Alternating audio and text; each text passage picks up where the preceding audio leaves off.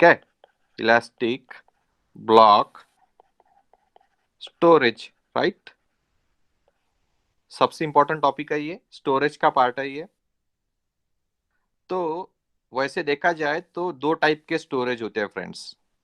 एक होता है इलास्टिक ब्लॉक स्टोरेज और एक होता है इंस्टेंट स्टोरेज। दो टाइप के स्टोरेज होते हैं। एक इलास्टिक ब्लॉक स्टोरेज होता है, ठीक है, इलास्टिक ब्लॉक स्टोर होता है, और दूसरा होता है इंस्टेंट स्टोरेज। इंस्टेंट स्टोरेज, अब इसमें क्या फर्क है ये भी मैं बताऊंगा आज के सेशन में आपको। दो टाइप के स्टोरेज होते हैं। अब जब हमको सपोज रूट वॉल्यूम का यूज करना है, फॉर एग्जांपल मुझे रूट वॉल्यूम का यूज करना है, कॉन्सेप्ट है रूट वॉल्यूम का, रूट वॉल्यूम। अब रूट वॉल्यूम किसको बोला जाता है? रूट का मीनिंग क्या होता है? जो फंडामेंटल चीज है जिसके ऊपर आपकी ऑपरेटिंग सिस्टम चलती है। फॉर एग्जाम्पल आपका सी ड्राइव जो होता है, आपके कंप्यूटर में आपका सी ड्राइव होता है, वो आपका बाय डिफॉल्ट रूट वॉल्यूम होता है। रूट वॉल्यूम मीन्स क्या? वहां पे आपकी जो ऑपरेटिंग सिस्टम है, ओएस है, वो इंस्टॉल होती है। आपकी जो ऑपरेटिंग सिस्टम है ना, आपका कंप्यूटर है, आपका लैपटॉप है, आपके लैपटॉप की ऑपरेटिंग सिस्टम कहाँ पे रहती है? सी ड्राइव पे रहती है। सी ड्राइव क्या हो गया? फिर रूट ड्राइव हो गया। अगर सी ड्राइव में कुछ प्रॉब्लम्स आया, कुछ फोल्डर्स करप्ट हो गए, तो क्या हो जाएगा? आपकी ऑपरेटिंग सिस्टम रिस्टार्ट ही नहीं होंगी। मीन्स आपका विंडोज 7 या विंडोज 10 जो भी है वो ओपन ही नहीं होगा। मीन्स क्या? इसको रूट ड्राइव बोला जाता है। रूट ड्राइव मीन्स क्या? जहां पे आपकी ओएस इंस्टॉल्ड है उसको बोला जाता है रूट ड्राइव। या इसको बूट ड्राइव भी बोला जाता है, बूट ड्राइव भी बोला जाता है। Root drive and boot drive one and the same thing. Boot drive means क्या? आप रिस्टार्ट कहां से करोगे? आपका सी ड्राइव से रिस्टार्ट होगा। सी ड्राइव पे आपकी ऑपरेटिंग सिस्टम है, राइट। तो वो तो स्टोरेज ही है ना एक टाइप का। तो दो स्टोरेज पॉसिबल है। वैसे ही जैसे आपका कंप्यूटर में जो स्टोरेज रहता है ना, जहां पे आप आपकी ऑपरेटिंग सिस्टम इंस्टॉल करते हो, वैसा ही स्टोरेज रहता है, elastic block storage and instant storage. But ये किसके लिए यूज होता है? तो ये क्लाउड के लिए मैक्सिमम यूज होता है। Elastic block storage and instant storage में आपका सी ड्राइव, जैसे आपके कंप्यूटर में आपका सी फोल्डर, आपका सी ड्राइव होता है, सी ड्राइव जो बोलते हैं ना उसको, सी पार्टीशन। तो वैसे ही क्लाउड में EBS, elastic block storage and instant storage नाम के दो चीजें होती है। ये रहता है स्टोरेज, ये रहता है उसका रूट ड्राइव या बूट ड्राइव। क्लियर हो रहा क्या आपको? Root drive and boot drive कौन सा रहेगा क्लाउड में? ईबीएस रहेगा एंड इंस्टेंट स्टोरेज रहेगा, ठीक है। तो ये कैसे रहता है? अब एक टर्म होती है, ये टर्म्स को मैं आपको समझाता हूं। अगर आपको कहीं ऐसा लिखा होगा, अगर कहीं ऐसा लिखा होगा backed EBS backed EC2 instant, EBS back EC2 instant, ऐसा अगर कहीं लिखा होगा, तो इसका मीनिंग क्या है? इसका मीनिंग आपने समझना है कि आपकी ऑपरेटिंग सिस्टम, आपकी ओएस, आपका जो सर्वर है, whether you are using Windows server और वॉट एवर, तो आपका ऑपरेटिंग सिस्टम ये इलास्टिक ब्लॉक स्टोरेज में है। आपका ऑपरेटिंग सिस्टम कहां पे है? इलास्टिक ब्लॉक स्टोरेज में है। अगर कहीं ऐसा लिखा जाता है instant store, instant stored back, instant store back EC2, ऐसा अगर कहीं लिखा है इंस्टेंट स्टोर बैक EC2, इसका मीनिंग ये है कि आपका जो ऑपरेटिंग सिस्टम है वो ऑपरेटिंग सिस्टम इंस्टेंट स्टोर में अवेलेबल है। आपका ऑपरेटिंग सिस्टम कहां पे अवेलेबल है? इंस्टेंट स्टोर में आपका ऑपरेटिंग सिस्टम अवेलेबल है, ठीक है। तो ऐसी दो टर्मिनोलॉजी आपको पूछ सकते हैं एग्जामिनेशन में, ठीक है। तो सबसे पहले बहुत आसान है, बहुत ही इजी है। ईबीएस मींस क्या? EBS means elastic block storage. इसका स्ट्रक्चर भी हम देखेंगे आज के लेक्चर में, मैं डिस्कस करूंगा। ये क्या होता है? तो जहां पे आपका क्लाउड जो है, आप क्लाउड की सर्विस यूज करते हो, तो क्लाउड की सर्विस जब आप यूज करते हो तो आप कुछ सर्वर को होस्ट करते हो, है ना। तो सर्वर एक टाइप की ऑपरेटिंग सिस्टम ही है ना। बट वो ऑपरेटिंग सिस्टम कहाँ से चलेंगी? तो उसके लिए कुछ स्टोरेज लगेगा ना, ऑपरेटिंग सिस्टम हवा में थोड़ी चलेंगी। उसको लोगे, उसके लिए कुछ फिजिकल सर्वर लगेगा। तो वो जो सर्वर है, उस सर्वर को चलाने के लिए जो भी स्टोरेज लगेगा, उस स्टोरेज को हम बोलेंगे ईबीएस, इलास्टिक ब्लॉक स्टोरेज। ये पहले टाइप का स्टोरेज लग सकता है। सेकंड टाइप का पॉसिबल है इंस्टेंस स्टोर। दो टाइप के स्टोरेज है आपके क्लाउड पे, आपको सर्वर चलाने के लिए ऑपरेटिंग सिस्टम जो भी बोलेंगे हम वो लगेंगी। तो दो टाइप के स्टोरेज लगेंगे, instance store and elastic block storage. अब सबसे पहले हम देखते हैं इलास्टिक ब्लॉक स्टोरेज क्या होता है, ईबीएस क्या होता है। राइट, स्क्रीन सभी को विजिबल है? स्क्रीन सभी को विजिबल है? Is it visible to all? Yes, sir. तो ईबीएस, इलास्टिक ब्लॉक स्टोरेज। अब ये इलास्टिक ब्लॉक स्टोरेज क्या होता है, परसिस्टेंस होता है, परसिस्टेंट होता है। क्या होता है? परसिस्टेंस मींस जब आप रिबूट करते हो तो डेटा डिलीट नहीं होगा। ईबीएस क्या होता है, परसिस्टेंट होता है। क्या होता है? परसिस्टेंट। जब आप रिबूट करोगे मींस आपकी सिस्टम आपने रिस्टार्ट करना है तो आपका डेटा डिलीट नहीं होगा। ठीक है, तो ऐसा ये होता है। अब इसका स्ट्रक्चर कैसे होता है, तो आपको पता है जो आपका वीपीसी रहता है, वर्चुअल प्राइवेट क्लाउड। सपोज अब मुंबई में हूं मैं, मुंबई में मैंने एक वर्चुअल प्राइवेट क्लाउड तैयार किया। क्या तैयार किया मैंने? एक वीपीसी तैयार किया। आपको पता है वीपीसी कैसे तैयार किया जाता? इस वीपीसी के अंदर, ठीक है, इस वीपीसी के अंदर मैंने एक EC2 इंस्टेंट बनाया। पता है ना आपको, सबनेट में आप बनाते हो EC2 इंस्टेंट को, आपने EC2 इंस्टेंट बनाया। अब EC2 इंस्टेंट तो बनाया आपने, बट इस आपका जो ऑपरेटिंग सिस्टम है, आपका जो सर्वर है, उस सर्वर के लिए आपको क्या लगेगा? स्टोरेज लगेगा। बट वो स्टोरेज कैसे अटैच रहेगा? तो इस EC2 इंस्टेंट को एक स्टोरेज अटैच रहेगा। ये जो EC2 इंस्टेंट है उसको एक स्टोरेज अटैच रहेगा, ठीक है ना? उस स्टोरेज को बोलेंगे हम इलास्टिक ब्लॉक स्टोर। तो ये कैसे अटैच होता है? ये अटैच होता है एनएएस के थ्रू। एनएएस के थ्रू ये अटैच होता है। अब आप बोलोगे सर एनएस क्या है? एनएस का मीनिंग है नेटवर्क अटैच स्टोरेज। एनएस का मीनिंग क्या है? Network attach attach storage. ठीक है ना? तो ये डायरेक्टली अटैच नहीं होता। जैसे आपका कंप्यूटर है, लेटेस्ट से आपका जो लैपटॉप रहता है, ऐसा है ना, लैपटॉप में क्या रहता है, आपका जो एक फॉर एग्जांपल यहाँ पे आपका हार्ड डिस्क है और यहाँ पे आपका प्रोसेसर है ना, यहाँ पे प्रोसेसर काम कर रहा है, यहाँ पे आपकी हार्ड डिस्क है। हार्ड डिस्क के अंदर कोई एक सेक्टर है, उसका नाम लेटेस्ट से सी ड्राइव है ना, पार्टीशन है। तो आपकी ऑपरेटिंग सिस्टम अंदर के एक लैपटॉप के अंदर ही है पूरी, है ना। ये जो स्टोरेज है इसको आपका प्रोसेसर अटैच है, लेटेस्ट से प्रोसेसर है, पी स्टैंड फॉर प्रोसेसर। और इसको ही अटैच क्या है, इसको ही अटैच आपका स्टोरेज है। तो आपको डायरेक्ट आपका ऑपरेटिंग सिस्टम यहाँ पे आप रिबूट कर पाओगे। बट क्लाउड में ऐसा नहीं होता। क्लाउड में क्या होता है, क्लाउड में EC2 जो प्रोसेस है आपकी, ये प्रोसेस में से जो प्रोसेसर है, इसको मैं इसको इक्वेट करना चाहता हूं मैं। देखो EC2 जो दिख रहा है ना, ये जस्ट लाइक अ प्रोसेसर, एक प्रोसेसर जैसा है ये। और जो आपका मेमोरी है, जो आपका हार्ड डिस्क है, हार्ड डिस्क ये जस्ट लाइक EBS है। बट आपके लैपटॉप में ये सारी चीजें एक ही जगह पे प्रेजेंट है। ये सारी चीजें आपके लैपटॉप में एक ही जगह पे प्रेजेंट है। बट क्लाउड में ऐसा नहीं होता। क्लाउड में क्या होता है, आपका EC2 मीन्स आपका जो प्रोसेसिंग है, T2 माइक्रो इंस्टेंट जो भी है प्रोसेसिंग है, वो उसमें उतने प्रोसेसर आते हैं, है ना वो। और आपका जो स्टोरेज, जहां पे आपका सर्वर इंस्टॉल्ड है, जहां पे आपका सर्वर प्रेजेंट है ना, सर्वर की ऑपरेटिंग सिस्टम प्रेजेंट है, दोनों एक दूसरे से कभी डायरेक्टली कनेक्टेड नहीं रहते।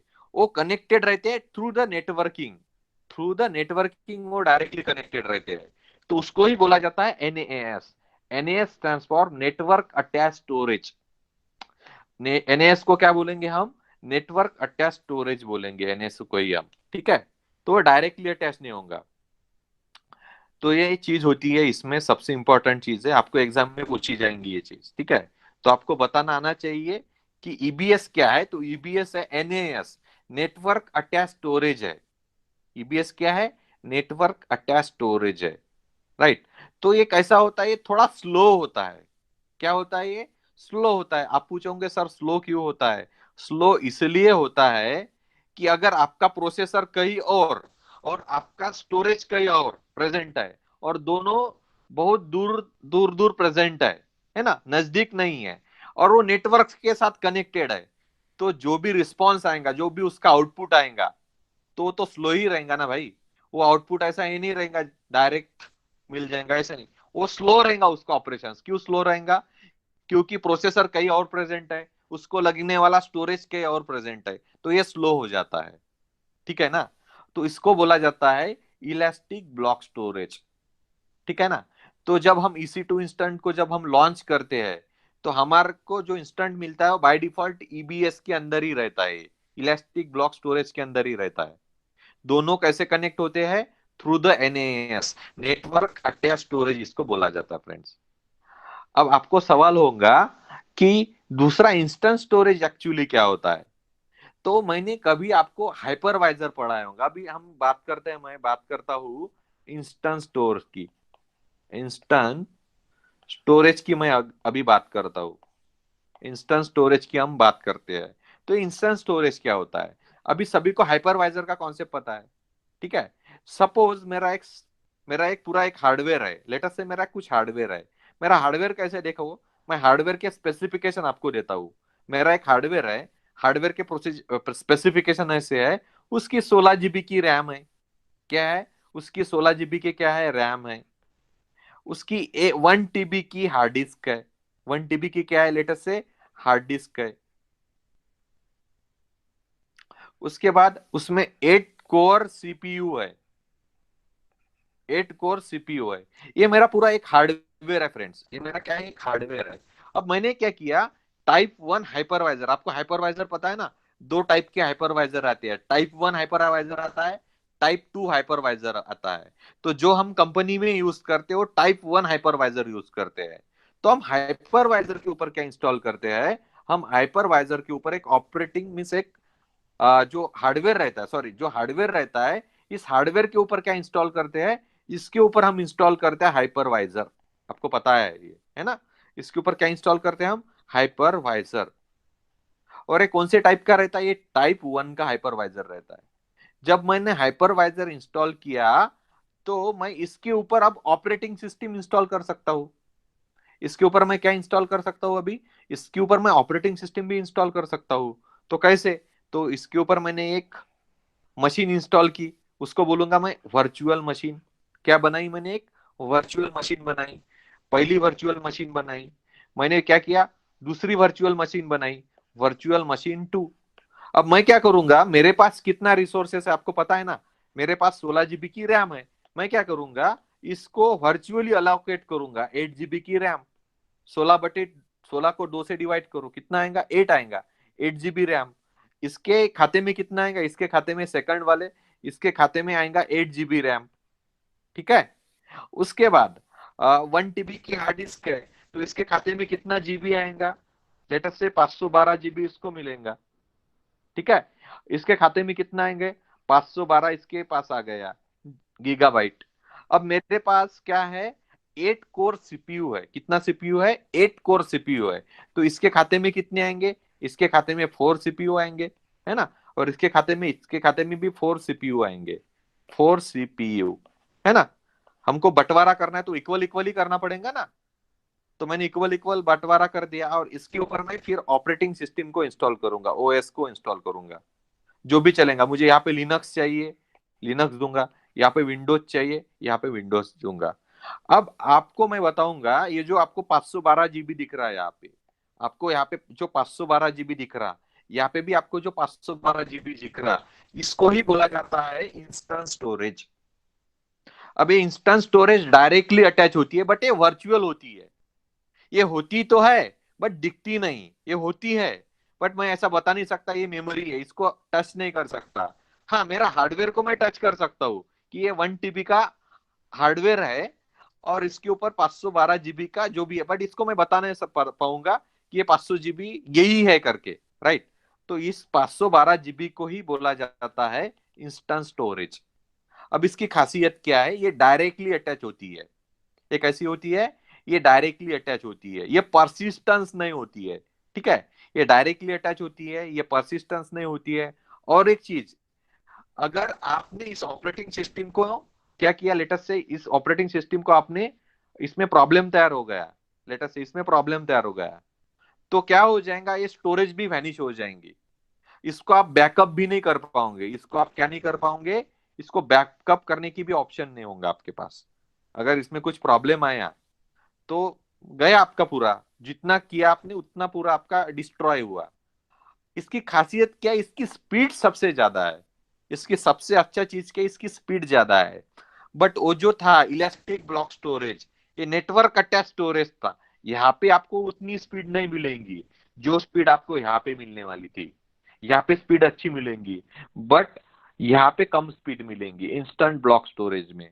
यहाँ पे ज्यादा मिलेंगी क्योंकि डायरेक्टली अटैच है ना, ये नेटवर्क अटैच है, एनएएस है ये। तो ये डिफरेंस है। ठीक है। तो इसमें क्या होता है, अब इंस्टेंट स्टोरेज फास्टर तो होती है, ठीक है। और इसके साथ इसका एक प्रॉब्लम है। प्रॉब्लम कैसा है, अभी बताया मैंने, इसमें कुछ मीन्स हार्ड डिस्क करप्ट हो गई तो पूरा गया काम से। अगर आपने इसको, आपकी ऑपरेटिंग सिस्टम है यहाँ पे बनी है, आपकी ऑपरेटिंग सिस्टम आप देख सकते हो, ये आपका एक पूरा मशीन है। ये मशीन अगर आपने रिबूट किया, क्या किया आपने, रिबूट किया मीन रिस्टार्ट किया, तो आपका डेटा जो है वो डेटा डिलीट नहीं होगा। आपने इसको क्या किया, रिस्टार्ट किया, तो आपका डेटा डिलीट नहीं होगा। बट आपने इसको टर्मिनेट किया, क्या किया आपने इसको टर्मिनेट किया। टर्मिनेट करना पता है आपको। आपने अगर इसको टर्मिनेट किया तो आपका पूरा का पूरा डेटा चला जाएगा। अगर आपने कुछ वर्क किया, लेटेस्ट से आपने कुछ वर्क किया, इंपॉर्टेंट वर्क किया, इंपॉर्टेंट आपने कुछ वर्क किया, वर्क होने के बाद हम क्या करते हैं, अपनी आदत है, हम क्या करते हैं, टर्मिनेट कर देते हैं। जैसे आप इसको टर्मिनेट करोगे, प्रॉब्लम ये होगा कि आपने जितना वर्क किया वो वर्क पूरा का पूरा चला जाएगा, डिलीट हो जाएगा। क्योंकि ये वर्चुअल है ना, वर्चुअल मीन्स ये ऐसा फिजिकल फॉर्म में प्रेजेंट नहीं है, वर्चुअल है। इसको आपने टर्मिनेट कर देना मीन्स इसको पूरा का पूरा डिलीट कर देना है, तो ये पूरा डिलीट ही हो जाएगा। बट यहाँ पे ऐसा नहीं होगा। यहाँ पे आपने फॉर एग्जाम्पल EC2 को टर्मिनेट किया तो आपका EBS नहीं टर्मिनेट होगा। बट यहाँ पे एक ऑप्शन रहता है, यहाँ पे ऑप्शन रहता है डिलीट ऑन टर्मिनेशन। अगर आपने आपके उस ऑप्शन पे क्लिक किया, जब EC2 डिलीट होगा, जब EC2 टर्मिनेट होगा, तब ईबीएस भी टर्मिनेट हो जाए, इस ऑप्शन को अगर आपने टिक कर दिया तो ईबीएस डिलीट हो जाएगा। बट आपने अनटिक किया ईबीएस को, क्या किया आपने, अनटिक किया, तो क्या होगा, सिर्फ EC2 टर्मिनेट होगा, आपका ईबीएस में आपने जितना वर्क किया था वो सेव रहेगा, उसको कोई प्रॉब्लम नहीं रहेगा। ठीक है। कंडीशन क्या है, आपने सिर्फ ऑप्शन को अनटिक नहीं करना चाहिए। अनटिक कौन सा ऑप्शन नहीं करना चाहिए, डिलीट ऑन टर्मिनेशन। इसका मीनिंग क्या होता है, जब EC2 टर्मिनेट हो जाए तब ईबीएस को भी आप टर्मिनेट कर दो, डिलीट कर दो। तो ये ऑप्शन को आपको अनटिक नहीं करना है। अगर आपने ऐसा नहीं किया तो आपने जितना भी वर्क किया उतना वर्क ईबीएस के अंदर चला जाएगा, वो डिलीट नहीं होगा। बट आपने इसको टिक कर दिया, तो जैसे आपने EC2 इंस्टेंट डिलीट कर दिया, टर्मिनेट कर दिया, वैसे ही ईबीएस डिलीट हो जाएगा। बट यहाँ पे वो ऑप्शन नहीं है, इंस्टेंट स्टोरेज में ये ऑप्शन नहीं है। इसमें प्रॉब्लम ये है, जैसे आपने मशीन को टर्मिनेट कर दिया तो आपने जितना काम किया था वो काम चला जाएगा, वो डिलीट हो जाएगा। ये इसका प्रॉब्लम है। तो ये इंपॉर्टेंट पार्ट है स्टोरेज में का, मोस्ट इंपॉर्टेंट पार्ट है फ्रेंड्स। क्लियर है आपको जो बताया मैंने। Yes, sir. और एक चीज, ईबीएस में डेटा स्टोर कैसे होता है, ईबीएस में डेटा स्टोर कैसे होता है। तो आपका डेटा फॉर एग्जांपल ऐसा कुछ आपका डेटा है लेटेस्ट से, ठीक है, आपका डेटा कुछ इस तरह दिख रहा है आपको, 1 2 3 4। तो इलास्टिक आपका डेटा ऐसा फॉर्मेटेड डेटा है ना, अच्छा खासा डेटा है। लेटेस्ट से इसको आपने नाम दिया, इसको बोला 1 2 3 4 5 6 7 8 9 10 11 एंड 12। बट ये आपका ओरिजिनल डेटा है। तो इलास्टिक ब्लॉक स्टोरेज में आपका डेटा स्टोर कैसे होगा, मैं आपको बताना चाहता हूं।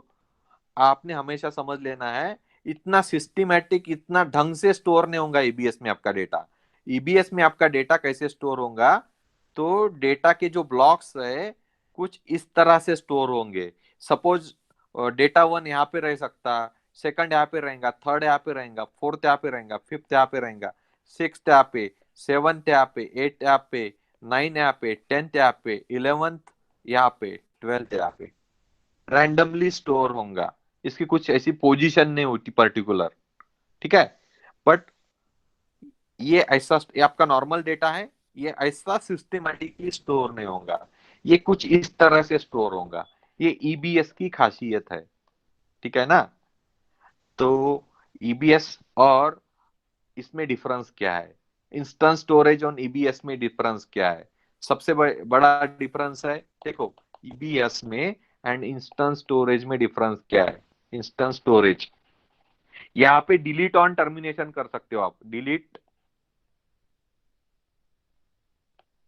Delete on termination. यहाँ पे ऑप्शन नहीं है, यहाँ पे डायरेक्ट टर्मिनेशन का ऑप्शन है, टर्मिनेशन है। उसके बाद यहाँ पे दूसरा ऑप्शन है, कौन सा, टर्मिनेशन। यहाँ पे रिबूट, रिबूट ऑप्शन है, रिबूट, रिबूट मीन रिस्टार्ट। यहाँ पे कौन सा ऑप्शन है, यहाँ पे डिलीट ऑन टर्मिनेशन ऑप्शन है, टर्मिनेशन ऑप्शन है, स्टॉप ऑप्शन है, कौन सा ऑप्शन है, स्टॉप ऑप्शन है, दूसरा ऑप्शन है रिबूट ऑप्शन है, रिबूट ऑप्शन है। अगर आपने स्टॉप ऑप्शन किया तो आपका डेटा नहीं जाएगा ईबीएस में, अगर आपने रिबूट ऑप्शन किया तो भी आपका डेटा नहीं जाएगा। जब आपने डिलीट ऑन टर्मिनेशन किया, क्या किया आपने, डिलीट ऑन टर्मिनेशन, तो आपका डेटा जाएगा। इंस्टेंट स्टोरेज में आपने अगर टर्मिनेट किया तो आपका डेटा जाएगा, रिस्टार्ट करने से आपका डेटा नहीं जाएगा। अगर आपने रिस्टार्ट किया तो आपका डेटा नहीं जाएगा। यहाँ पे स्टॉप ऑप्शन प्रेजेंट नहीं है, यहाँ पे स्टॉप ऑप्शन प्रेजेंट नहीं है। दो ऑप्शन है आपके पास, या तो आप रिस्टार्ट करो या तो आप टर्मिनेट करो, दो ऑप्शन आपके पास है इंस्टेंट स्टोरेज में। कौन सा option, termination option, reboot option, stop option, तीन ऑप्शन है। स्टॉप ऑप्शन किया, ये ऑप्शन नहीं है, सॉरी ये ऑप्शन नहीं है, दो ही ऑप्शन है, टर्मिनेट एंड रिबूट। टर्मिनेट किया तो आपका डेटा जाएगा, रिबूट किया तो आपका डेटा नहीं जाएगा, आपका डेटा सेफ है, कोई प्रॉब्लम नहीं है। ईबीएस में क्या है, आपने डिलीट ऑन टर्मिनेशन किया तो आपका डेटा जाएगा, स्टॉप किया तो आपका डेटा नहीं जाएगा, रिबूट किया तो भी आपका डेटा नहीं जाएगा। मैं आपका इसको प्रैक्टिकल भी बताऊंगा, आज आज ही बताऊंगा कैसे होता है, ठीक है। बट इसका नहीं बता पाऊंगा मैं आपको, है ना, इसका नहीं बता पाऊंगा इंस्टेंट स्टोरेज। आपको खाली समझ लेना है इसको, इंस्टेंट स्टोरेज को आपको खाली समझ लेना है। तो ईबीएस जो स्टोरेज है ये ऐसा होता है, क्योंकि इंस्टेंट स्टोरेज का पॉसिबल इसलिए नहीं क्योंकि मेरे पास हाइपरवाइजर नहीं है ना, टाइप 1 हाइपरवाइजर नहीं है ना मेरे पास, हार्डवेयर भी नहीं है। मैं इस और मैं ये ऑप्शन जो है इंस्टेंट स्टोरेज का, इसके लिए मैं एक पूरा अक्खा सर्वर परचेस नहीं कर सकता, इतने पैसे मेरे पास नहीं है, है ना। स्टैंड ओलन जो सर्वर रहता है वो मुझे क्या करना पड़ेगा, लेना पड़ेगा, इंस्टेंट लेना पड़ेगा मुझे। तो इसका लैब पॉसिबल नहीं होगा। ये जो लैब है ईबीएस का लैब मैं बताऊंगा। और जो है कौन सा, ये वाला इंस्टेंट स्टोरेज, ये आपको खाली समझ लेना है इंस्टेंट स्टोरेज क्या होता है, आपको इंटरव्यू में पूछ सकते हैं, ठीक है। तो ये दोनों चीजें हैं यहाँ पे। और जो स्टोरेजेस है हमारे, अभी तक हमने कौन कौन से स्टोरेज पढ़े, एस3 स्टोरेज पढ़ा। एस3 स्टोरेज क्या है, ये सिंपल स्टोरेज सर्विस है, सिंपल स्टोरेज सर्विस, ठीक है। दूसरा वाला कौन सा स्टोरेज है, इलास्टिक फाइल सिस्टम। अब इलास्टिक फाइल सिस्टम कब यूज होता है, जब दो कंप्यूटर्स है, दो सर्वर्स है, दो सर्वर्स या दो से ज्यादा सर्वर है, इनको कॉमन स्टोरेज चाहिए, क्या चाहिए इनको, कॉमन स्टोरेज चाहिए। बहुत ज्यादा सर्वर्स है आपके क्लाउड में, मुंबई रीजन है, suppose Mumbai region, Mumbai region में आपकी मशीन्स है और सभी मशीन के लिए कुछ कॉमन स्टोरेज चाहिए मुझे, तो उसको मुझे यूज करना पड़ेगा इलास्टिक फाइल सिस्टम, ठीक है। और तीसरा स्टोरेज होता है EBS and instant storage, instant storage होता है ईबीएस एंड इंस्टेंट स्टोरेज। तो ये ईबीएस काय के लिए यूज होता है, EBS generally use for reboot, means आपका ओएस, आपको ओएस जहाँ पे रखना है, ऑपरेटिंग सिस्टम जहाँ पे रखना है वहां पे यूज हो सकता है। इंस्टेंट स्टोरेज या हाइपरवाइजर पे ऊपर यूज होता है, ये भी ओएस के लिए यूज होता है। बट आप ईएफएस का भी यूज करोगे, ईएफएस सिर्फ लिनक्स मशीन के लिए रहेगा, कौन से मशीन के लिए रहेगा, लिनक्स। आपको याद रखना है, ध्यान में रखना है कि लिनक्स मशीन के लिए ही ईएफएस होता है। किसी ने आपको पूछा क्या आप ईएफएस को विंडोज के लिए यूज कर पाओगे, उसको बोलना टेक द लेफ्ट टर्न और बोलना ये नहीं यूज होगा, ये सिर्फ लिनक्स के लिए बना है। एस3 स्टोरेज, एस3 स्टोरेज ये सबसे फास्टेस्ट होता है, फास्टेस्ट इन द सेंस कुछ डेटा आपको शेयर करना है किसी और से, तो एस3 का आप इस्तेमाल करोगे। बट आपको किसी ने पूछा कि S3 स्टोरेज में आप आपकी ऑपरेटिंग सिस्टम रख सकते हो क्या, तो उसको बोलना, उससे लेफ्ट टर्न लेना और उसको बोलना S3 स्टोरेज में हम कभी भी ऑपरेटिंग सिस्टम स्टोर नहीं करते, इसमें ऑपरेटिंग सिस्टम नहीं चलाते, स्टोर नहीं करते नहीं, और इसमें हम ऑपरेटिंग सिस्टम कभी भी इंस्टॉल नहीं करते। ठीक है, ये सिर्फ स्टोरेज करने के लिए होता है। और ईएफएस कहाँ पे यूज होता है, ये लिनक्स में यूज होता है।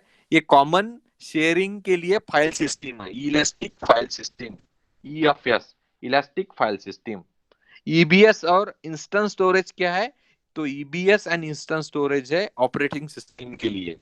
अब ये जो ईबीएस होता है ना फ्रेंड्स, ईबीएस के भी कुछ पार्ट्स होते हैं, कुछ टाइप्स होते हैं। ठीक है, तो ये जो ईबीएस होता है ना, उसके भी कुछ क्लासिफिकेशन किए हुए हैं। तो अब क्लासिफिकेशन कैसे, तो ईबीएस वॉल्यूम जो होता है फ्रेंड्स, ईबीएस जो वॉल्यूम होता है उसका क्लासिफिक उसके टाइप्स है कुछ। तो ईबीएस वॉल्यूम्स एक कॉन्सेप्ट है, ईबीएस वॉल्यूम्स, इसके कुछ टाइप्स होते हैं। आप पूछोगे कौन से टाइप्स है, तो इसके टाइप्स है, आपको मैं बताना चाहता, backed S S D backed volume एक टाइप है। दूसरा टाइप कौन सा है, S D D backed, S D D backed volume. उसके बाद है मैग्नेटिक स्टैंडर्ड, मैग्नेटिक स्टैंडर्ड आपको पता होना चाहिए, ऑप्शंस प्रेजेंट है। मैं ऑप्शन से आपको आपको बताऊंगा, इससे रूबरू कराऊंगा ऑप्शन कहाँ पे प्रेजेंट है ना। जब हम EC2 इंस्टेंट लॉन्च करते हैं ना, तब ये ऑप्शन आ जाते हैं, मैं आपको आज ही बताऊंगा, तो थोड़ा बहुत डिस्कस कर लो, है ना। तो इसमें SSD बैक्ड वॉल्यूम में और टाइप रहते हैं, दो दो टाइप रहते हैं। General general purpose, general purpose SSD रहता है। इसमें रहता है GP two, GP two, GP three. GP two means general purpose version 2, GP three means general purpose 3। ये एडवांस है, जीपी3 एडवांस है, ठीक है। उसके बाद आता है इसमें प्रोविजनल आईओप्स, प्रोविजनल आईओप्स नाम का कॉन्सेप्ट रहता है, प्रोविजनल आईओप्स। अब आप बोलोगे आईओप्स का मीनिंग क्या है सर, तो आईओप्स का मीनिंग है input output operations per second. IOPS means input output operations per second. अरे आपका जो मेमोरी है, आपका जो ड्राइव है, जहां पे स्टोरेज है, उस स्टोरेज की ऑपरेशन करने की कैपेसिटी कितनी है। कैपेसिटी इन द सेंस, इसमें एक सेकंड में, 1 सेकंड में कितना रीड एंड राइट ऑपरेशन हो सकता है, इंपॉर्टेंट है ना चीज। स्टोरेज में रीड राइट ऑपरेशन कितने होंगे, इनपुट एंड आउटपुट ऑपरेशन कितने होंगे, उसमें कितना इनपुट दे सकता मैं और उसमें से कितना आउटपुट उठा सकता मैं स्टोरेज में से, उसको बोला जाता है रीड राइट ऑपरेशन है, आईओप्स बोला जाता है, आईओपीएस। आईओपीएस means input output operations per second. Interview में पूछेंगे आपको मेमोरी कौन सी फास्टेस्ट होती है, जो मेमोरी में सबसे ज्यादा इनपुट आउटपुट ऑपरेशंस होंगे, वो मेमोरी सबसे फास्ट होंगी, है ना। कोई मेमोरी स्लो रहती है, आप आपको एक्सपीरियंस किया ना हो, आप कभी आपने पेन ड्राइव अटैच किया, ठीक है, किसी पेन ड्राइव में से जल्दी से डेटा ट्रांसफर हो जाता, कोई पेन ड्राइव बहुत स्लो रहता, धीरे धीरे धीरे धीरे डेटा ट्रांसफर होता कि नहीं होता। तो रहता है कितना उसका कैपेसिटी, कितना उसकी कैपेसिटी है डेटा को ट्रांसमिट करने की, सेंड करने की, उसको ही हम बोल सकते हैं, in another word, analogy same है, हम उसको बोल सकते हैं इनपुट आउटपुट ऑपरेशन पर सेकंड। तो जिस स्टोरेज के इनपुट आउटपुट ऑपरेशन सबसे ज्यादा है, उसको बोला जाता है, उसको क्या बोला जाता है, उसको अच्छा स्टोरेज, फास्टेस्ट स्टोरेज बोला जाता है ना। तो यही हमको रिक्वायर्ड होता है।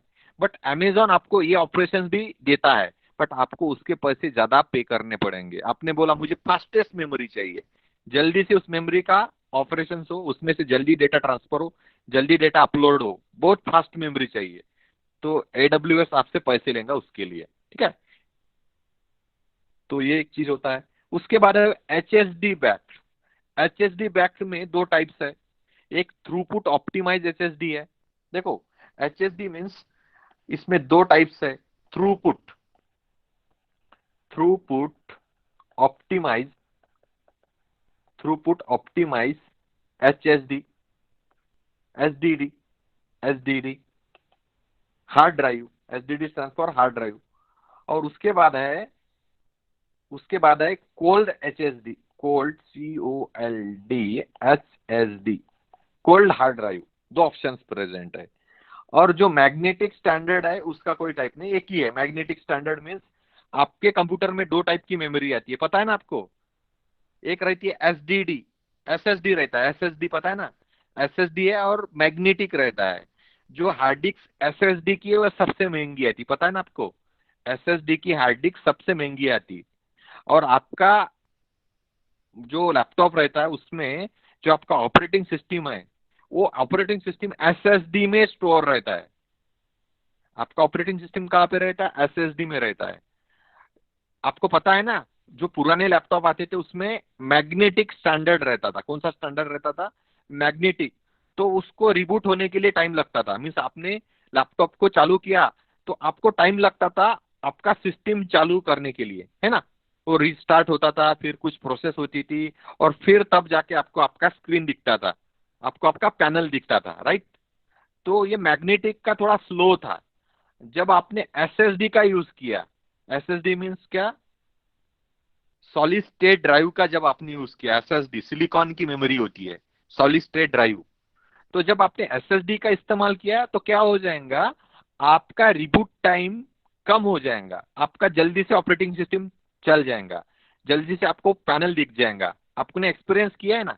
अभी नए लैपटॉप में ये कॉन्सेप्ट आ रहा SSD। पुराने जो लैपटॉप थे यहाँ से 5 से 6 साल पहले, तो वो मैग्नेटिक स्टैंडर्ड था। उसमें जो हार्ड डिस्क थी वो मैग्नेटिक बेस्ड थी, मैग्नेटिक टेक्नोलॉजी बेस्ड थी। ठीक है। उसमें ऐसी एक डिस्क रहती थी, आपको पता है ना। अभी के डेट में जो हार्ड डिस्क आ रही है, हार्ड डिस्क में कैसा है, पूरा का पूरा सिलिकॉन चिप बैठा हुई है, सिलिकॉन चिप बिठाई हुई है, सिलिकॉन चिप से बना हुआ है। और जो पुरानी हार्ड डिस्क आती थी, वो हार्ड डिस्क में कैसी डिस्क रहती थी, उसको मैं बोलते थे मैग्नेटिक डिस्क। इसमें हेड्स रहते थे, ट्रैक रहते थे, इसमें एक पॉइंटर रहता था। आपने हार्ड डिस्क कभी खोली है क्या, खोल के देखना पुरानी वाली हार्ड डिस्क, है ना। उसमें एक प्लेट रहती है, मैग्नेटिक प्लेट। तो वो उसमें एक पॉइंटर रहता है, वो pointer memory read write operation होते हैं इस पॉइंटर से। तो ये काफी टाइम कंज्यूमिंग फैक्टर रहता है इसमें। एक पॉइंटर से जब आप सेक्टर को एनालाइज कर रहे हो तो बहुत ज्यादा टाइम लगेगा। तो इसका रीड राइट ऑपरेशन कम है, आईओप्स कम है आएंगे इसमें, IOPS रीड राइट ऑपरेशन कम होंगे। इसके लिए जब आप लैपटॉप को रिबूट करते हो तो बहुत ज्यादा टाइम लेंगे आपका लैपटॉप, जब आपने मैग्नेटिक का इस्तेमाल किया है।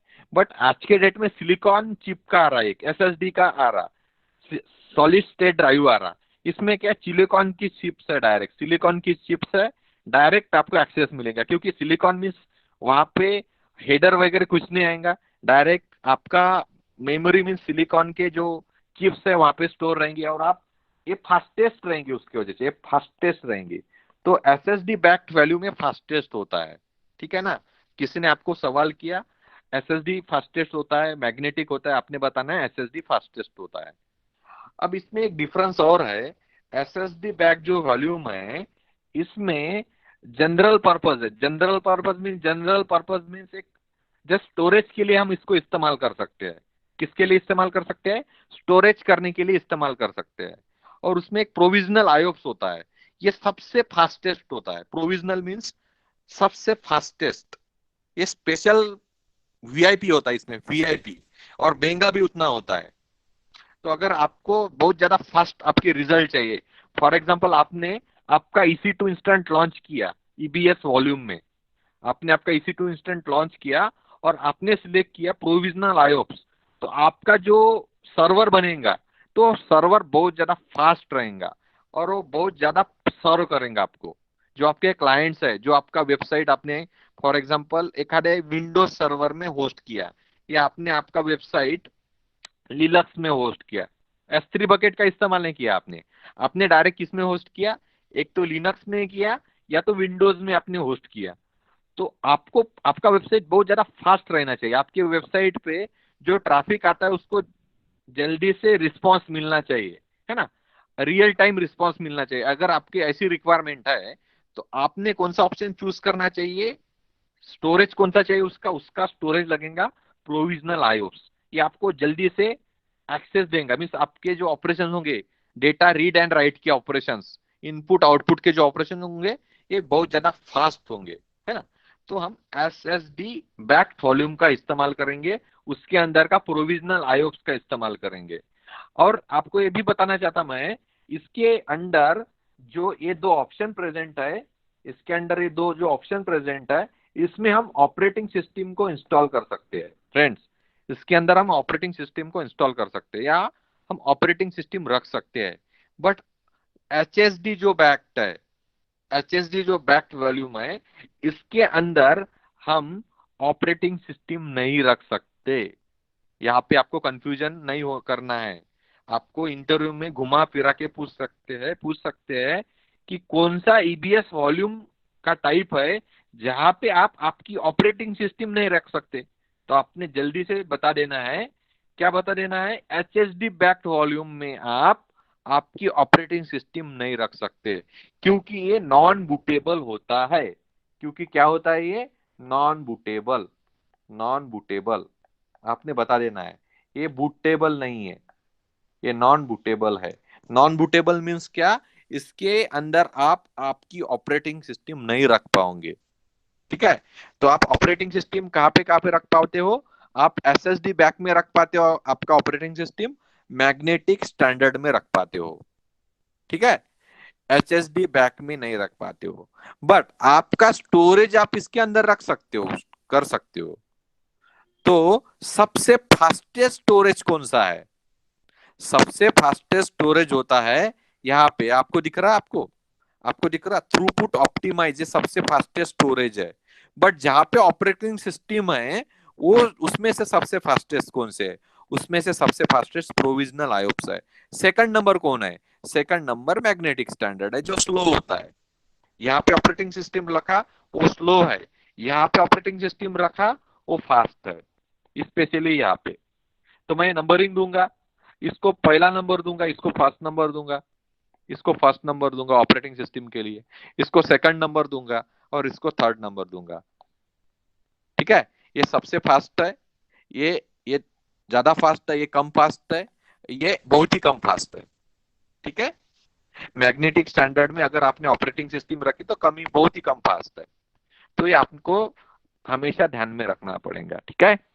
और एसएसडी बैक वॉल्यूम में दो टाइप है, throughput optimise SSD, cold HSD. Cold means ठंडा। ठीक है। कोल्ड मीन्स अपना जो कोल्ड है वो ठंडा नहीं। कोल्ड मीन्स ये काफी सस्ता होता है, सेव करना, आपको डेटा सेव करना है, और आपको सबसे कम सबसे कम प्राइस में चाहिए, तो ये सबसे अच्छा ऑप्शन है, कोल्ड स्टोरेज। इसमें मीन स्टोरेज होगा, प्राइस बहुत ही कम है, बट आपको फास्टेस्ट नहीं रहेगा, इसका मेमोरी फास्ट नहीं रहेगा, स्लो रहेगा। बट आपको ऐसा स्टोरेज चाहिए जहां पे फास्टेस्ट ऑपरेशन होने चाहिए, सेव और सेव के और रिट्राइवल के ऑप्शन फास्टेस्ट होने चाहिए सेव करने के लिए। तो इसमें का थ्रूपुट ऑप्टिमाइज सबसे फास्ट रहेगा। किस हिसाब से फास्ट रहेगा, स्टोरेज के हिसाब से फास्ट रहेगा, ये स्लो रहेगा। ठीक है। तो ऐसा पूरा ये चीजें है, मैंने आपको जैसे बताई। ठीक है। और आईओप्स मीन्स क्या होता है, input output operations per second. इसको हम डिटेल में देखेंगे कल के लेक्चर में। फिलहाल मैं आपको इसका जो ये कहाँ पे रहती है उसका लोकेशन बता देता हूँ। तो यहाँ पे मैं अभी EC2 में आया हूँ, पता है ना आपको, सर्विसेज में जाना पड़ता है आपको, EC2 पे ऊपर आपको क्लिक करना है, कंप्यूटर में वो सर्विस अवेलेबल है। ठीक है।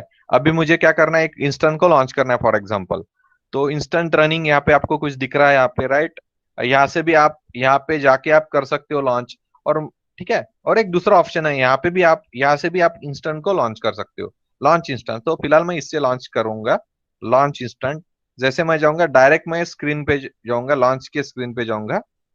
तो अभी ये कर्सर घूम रहा फिलहाल।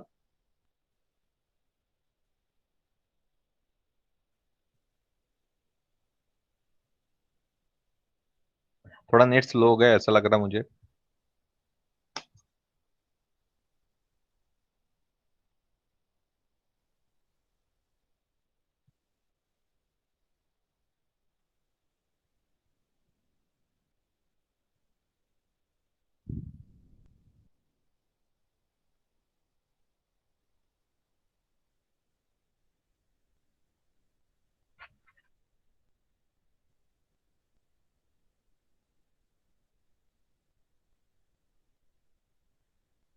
जैसे कि आप देख पा रहे हो यहाँ पे आ, बहुत सारे अभी मशीन इमेज आया है। ठीक है, बहुत सारी मशीन इमेज आया है, तो मैंने पहली मशीन ले ली अमेजोन लिनक्स।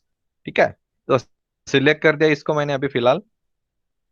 तो ये जो है टी टू मीन्स कि आपका सीपीयू जैसे काम करेंगे। ये आपका क्या है, एक प्रोसेसिंग यूनिट है, ये सीपीयू है आपका।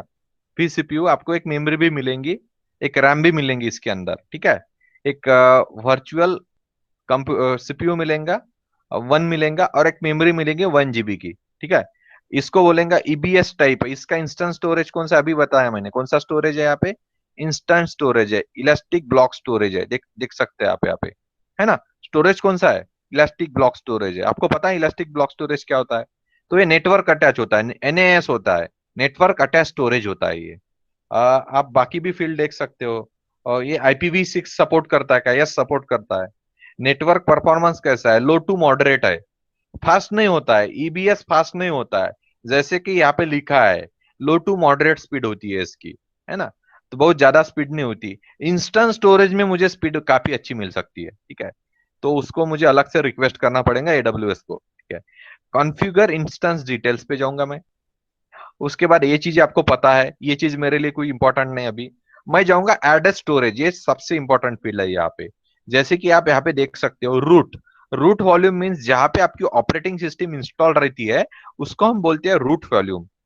जहां पे आपकी ऑपरेटिंग सिस्टम इंस्टॉल रहती है उसको हम बोलते हैं रूट वॉल्यूम।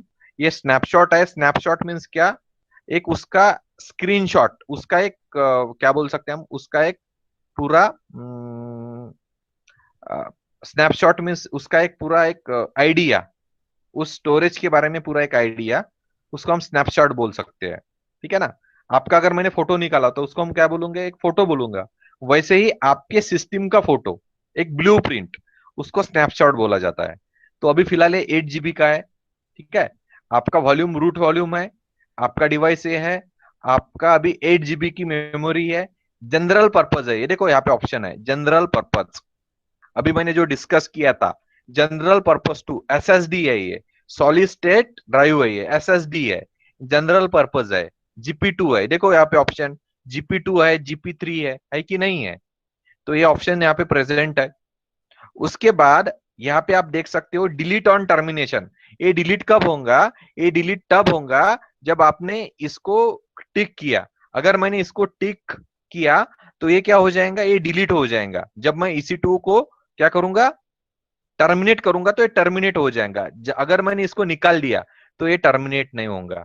यहाँ पे एक ऑयोप्स का ऑप्शन दिख रहा है आपको, देखो आप, ऑयोप्स का option, input output operations per second. यहाँ पे कितना दिया है, 100 दिया है। मैक्सिमम कितना दिया है, 3000 दिया है। एक सेकंड में 100 एंड या 100 रिक्वेस्ट तो ये हैंडल कर सकता है। 1 सेकंड में 100 रिक्वेस्ट को हैंडल कर सकता है।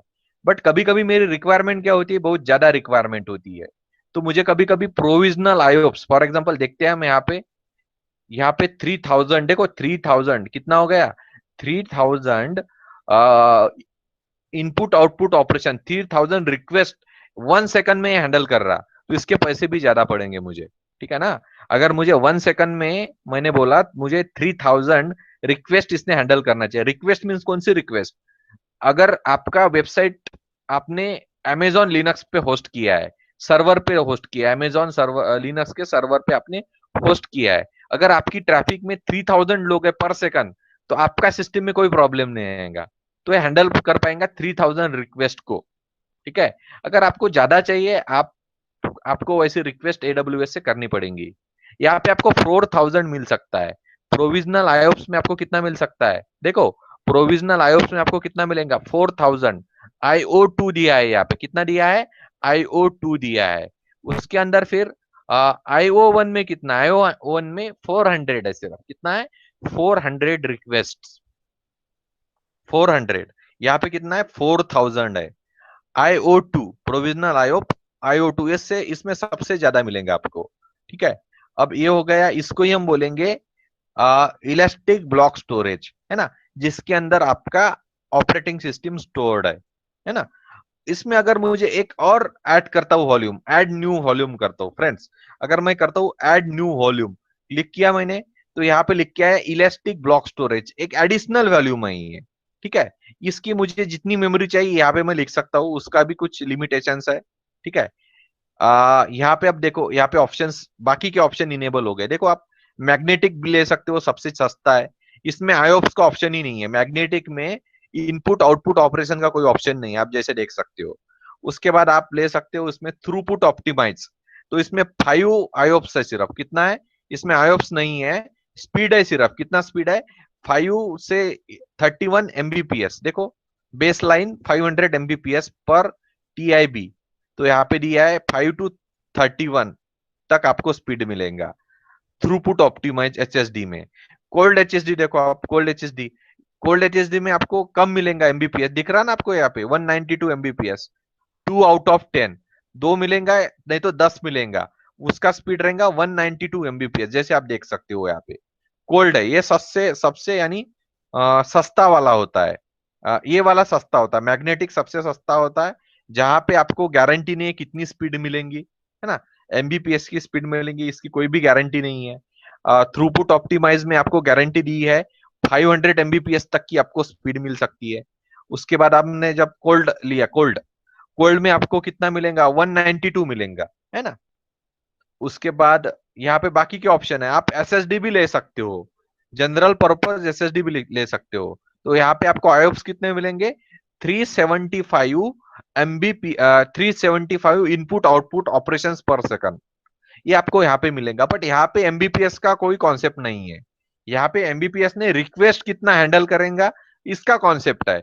यहाँ पे एमबीपीएस मीन्स मेगा जो भी है स्पीड जो है इंटर डेटा का, उसके बारे में नहीं बताया, सिर्फ रिक्वेस्ट कितना हैंडल होगा इसके बारे में बताया है।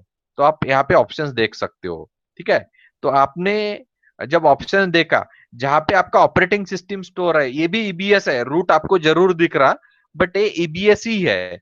बट आपने इसमें देखा तो आपको कितने ऑप्शन दिखेंगे यहाँ पे, general purpose SSD GP2, general purpose SSD GP3, provisional IOPS SSD IO1, provisional IOPS SSD IOPS2, है ना, मैग्नेटिक, टोटल 5 ऑप्शंस प्रेजेंट है ना, टोटल 5 ऑप्शन प्रेजेंट है। इसमें से सबसे सस्ता वाला कौन सा है, मैग्नेटिक सबसे सस्ता है इसमें, क्योंकि जब मैंने मैग्नेटिक स्टोर किया मेरे ऑपरेटिंग सिस्टम के लिए या रूट के लिए, तो उसमें आपको क्या नहीं मिलेगा, आयोप्स नहीं मिलेगा, बट ये सबसे सस्ता होगा। ठीक है, अब यहाँ पे देखो आप ईबीएस में, अब ईबीएस मींस आपको एडिशनल स्टोरेज लगाना है ना, तो एडिशनल स्टोरेज जो आपने लगाना है, इसमें सस्ता कौन है, तो इसमें सस्ता है मैग्नेटिक, आपने देखा इसमें भी नहीं है कुछ। कोल्ड देखा इसमें भी, इसमें थोड़ा ज्यादा है आपको मिलेगा, तो इसमें सबसे सस्ता कौन है, मैग्नेटिक सस्ता है। इसमें सबसे महंगा कौन है, इसमें सबसे महंगा कौन है, जिसमें आयोप्स ज्यादा मिलेंगे वो सबसे महंगा है। तो देखो यहाँ पे volume with greater than 32,000 requires nitro instant, तो मुझे और एडिशनल करना पड़ेगा। देखो ये कितना हैंडल करेगा input output operation, 32,500 input output operations आपके मेमोरी पे आप अप्लाई कर सकते हो। तो आपको नाइट्रो इंस्टेंट लगेगा, आपने को बताया था ना मैंने नाइट्रो इंस्टेंट, शायद ये 3rd या 4th सेशन में कवर्ड हुआ था। नाइट्रो इंस्टेंट आपने रेफर करना, ये सबसे ज्यादा मीन्स हाइपरवाइजर जैसा होता है, इसमें सबसे ज्यादा आपको ये मिलता है, इनपुट आउटपुट ऑपरेशंस मिलते हैं। ठीक है, तो ये पूरे चीजें है, ये आज की लैब है। बट आगे मैंने इसको अगर प्रोसीड किया, सबसे महंगा इंस्टेंट लिया, तो मेरा बिल इतना ज्यादा बनेगा उसको मैं पे भी नहीं कर पाऊंगा। तो कृपा करके इस ऑप्शंस को कभी सिलेक्ट नहीं करना, जो भी ऑप्शंस है उसको ही रहने देना। आपने आपने क्या नहीं करना, इसमें से किसी को सिलेक्ट नहीं करना।